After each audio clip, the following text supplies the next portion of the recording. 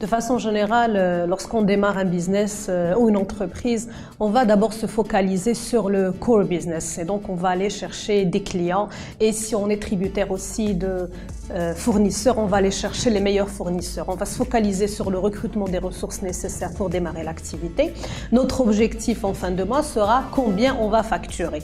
Et ça va continuer de cette manière jusqu'à ce que l'entreprise atteigne une certaine vitesse de croisière. Et puis, effectivement, à un moment, on va se rendre compte que la communication devient de plus en plus importante, que ce soit pour un objectif de notoriété ou de drainer de nouveaux clients dans le portefeuille ou se positionner pour du financement. La communication devient un élément important, sauf qu'en général, on s'en rend compte assez tard. Lorsque l'entreprise passe d'un cap à un autre, l'entrepreneur ou le chef d'entreprise est censé s'outiller pour mieux communiquer sur son activité ou son entreprise.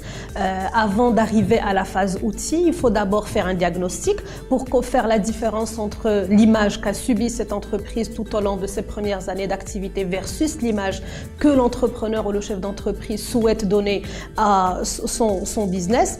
De ce diagnostic viendra un plan d'action dont l'objectif devra être clairement défini à la base. Le plus simple, je dirais, est de se faire accompagner par des experts. Mais bien souvent, un entrepreneur voudrait garder cette partie de la communication à son niveau dans un premier temps, ce qui n'est pas toujours une mauvaise idée.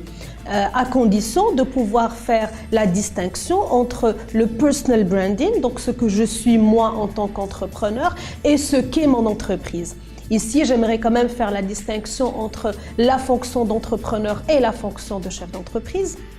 Lorsque je suis entrepreneur, je dois dégager une image qui me permet d'être ouvert à différentes propositions. Et donc là, je suis en train de promouvoir mon image d'entrepreneur, donc de personne capable de créer des choses, de lancer des idées et les concrétiser. Ou alors, je suis chef d'entreprise et donc toujours prendre ma casquette de directeur de mon entreprise, de mon business et mettre en avant mon savoir-faire, mon expertise dans le domaine. Lorsqu'on parle de communication d'entreprise ou corporate communication, il y a plusieurs canaux que nous pouvons activer ou utiliser pour atteindre ces objectifs. Il y a le canal de publicité classique qui peut très bien s'appliquer sur des activités où on est sur de la vente de produits. Le digital aujourd'hui devient incontournable, mais il y a aussi un canal qui devient de plus en plus important et je dirais influent, qui sont les relations presse.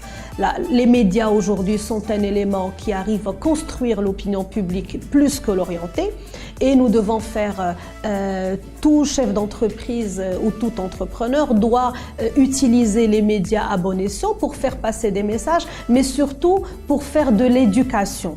La seule chose que j'ai envie de dire, c'est qu'il faut vraiment être dans un état d'esprit qui est positif, mais surtout dans lequel on est dans un apprentissage permanent. Aucune expérience n'est mauvaise. Toutes les expériences sont bonnes dans la mesure où on est sûr que la suivante va être meilleure parce qu'on va pouvoir capitaliser et sur les erreurs et sur les disons bonnes pratiques acquises durant une première expérience pour faire de la seconde une bien meilleure. La persévérance ici joue aussi un rôle dans le succès d'un entrepreneur.